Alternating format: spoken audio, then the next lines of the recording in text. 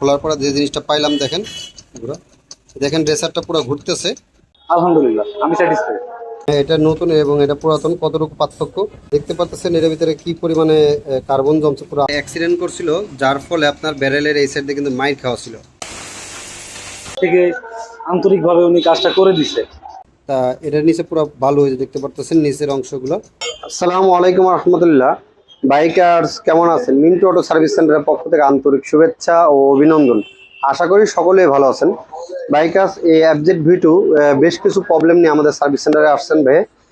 অন্যতম হচ্ছে প্রবলেম যেটা হচ্ছে ক্লাসটা ছাড়লে বাইক থেকে ভাইব্রেশন ফিল হচ্ছে, প্লাস বডিটা প্রচুর পরিমাণে কাঁপতেছে, এরকম মনে হচ্ছে ইঞ্জিন ঝাঁকাইতেছে।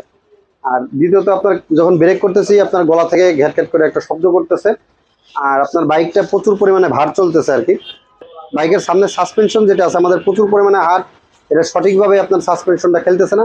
বাইকটা কিছুদিন আগে আপনার ছোটোখাটো একটা অ্যাক্সিডেন্ট হয়েছিল, পরে আপনার সব কিছু কাজ করানো হয়েছে, অ্যাকুরেটভাবে করা হয় নাই। তা আমরা আমাদের তরফ থেকে চেষ্টা করব যতটুকু ভালো একটা সার্ভিস ভাইয়ে দেওয়া যাক।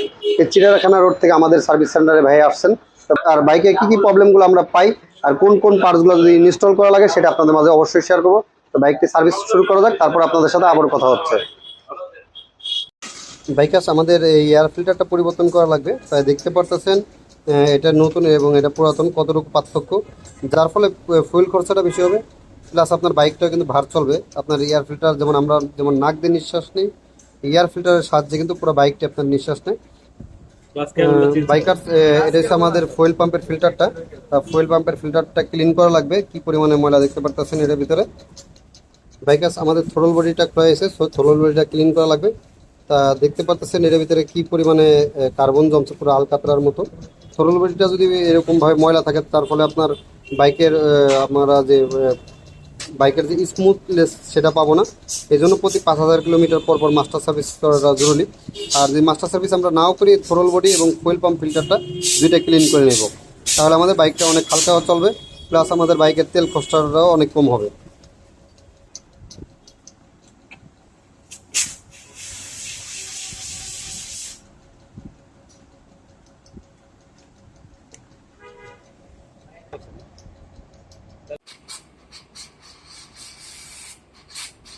বাইকার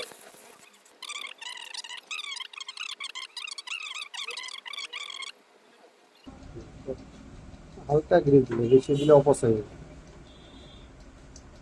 ফুয়েল পাম্প ফিল্টারের ভিতরে কি পরিমাণে ময়লা বেরিয়েছে, তা এটার নিচে পুরো বালু হয়েছে, দেখতে পারতেছেন নিচের অংশগুলো এত পরিমাণে বালু। তাই তেলটা যদি আমরা একটু ঢালার পর আপনারা বুঝতে পারবেন যে এটা থেকে কী পরিমাণে আপনার বালু বেরোয়। ওই নিচের অংশগুলো দেখতে পারতেছেন, এই দেখুন কত পরিমাণে ময়লা। তা এই পরিমাণে যদি ময়লা থাকে তাহলে আমাদের বাইকটা ভার চলবে না, তো চলবে কি? মাল না, সমস্যা নেই, আরেকটা ঢুকে দিব মনে হয়।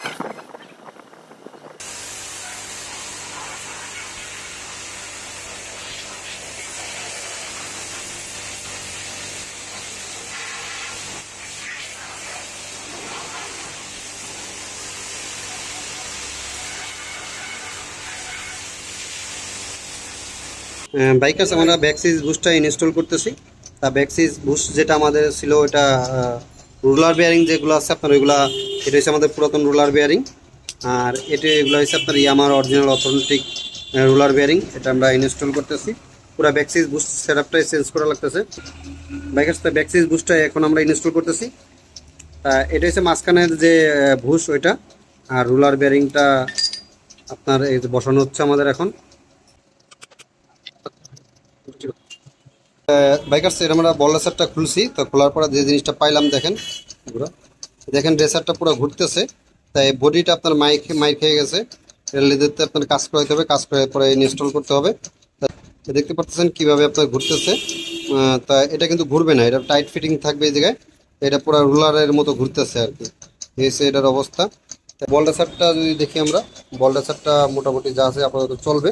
শুধু যখন ব্রেক করতেছিলাম বাইকটা তখন ক্যাটাশ করে আওয়াজ করতেছিল, একমাত্র এটার জন্য। বল রেসারটা আলহামদুলিল্লাহ ঠিক আছে, বল রেসারটা এটাই চলবে আমাদের।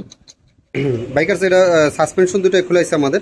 তা সাসপেনশন দুইটার প্রবলেম যেটা হয়েছে সেটা হচ্ছে আপনার বাম পাশে যে সাসপেনশনটা আছে ওইটা পুরো জ্যাম হয়ে গেছে ভিতরে বুশগুলো।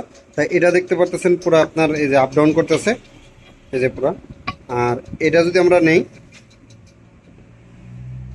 এতে দেখুন এর হাতে নাড়াইতে পারতেছি না, এই যে উপর দিকে দিলে পুরো উঠে আসতেছে, কিন্তু এটা নড়তেছে না। তার ভিতরে বুশগুলো কোনো হয়তো প্রবলেম হয়েছে, তো ভিতরে বুশটা খুলে তারপর দেখা যাক কি।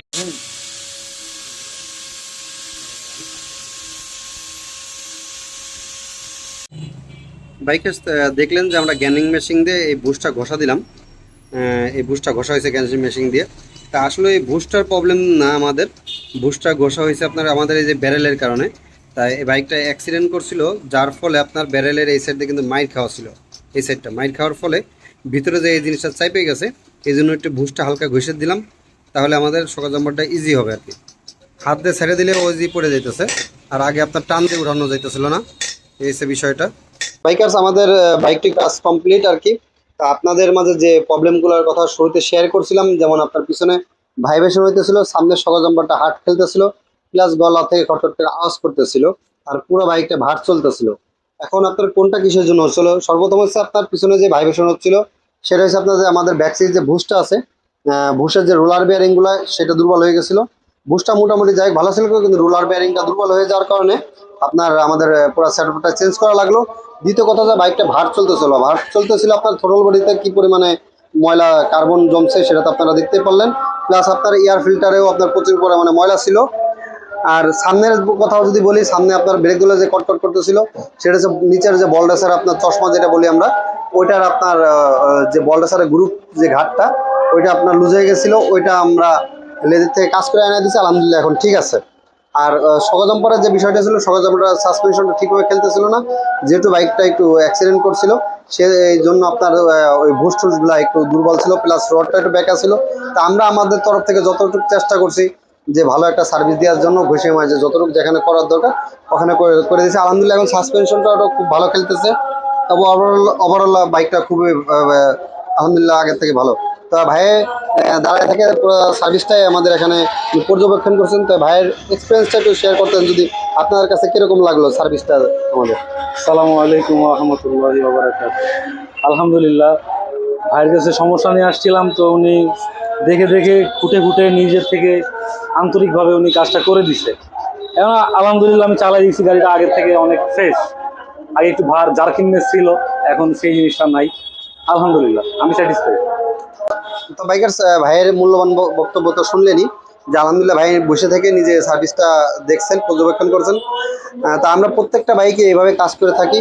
তা দোয়া করবেন সবাই, যাতে আমরা মিন্টু অটো সার্ভিস সেন্টার যতদিন ঠিক আছে আপনাদের মাঝে, ততদিন ঠিক একইভাবে যাতে সবাইকে সেবাটা দিয়ে যেতে পারি। তো বাইকার্স আজকের ব্লগটা এখানে শেষ করছি। বড় মতো যেটা বলে থাকি, হাইওয়েতে বাইক রাইড করার সময় সেফটি গার্ড করে রাইড করুন, ভালো মানের একটা স্যাটিসফাই হেলমেট ইউজ করুন। নিজে ভালো থাকুন, পরিবারকে ভালো রাখুন। আসসালামু আলাইকুম রহমতুল্লাহ।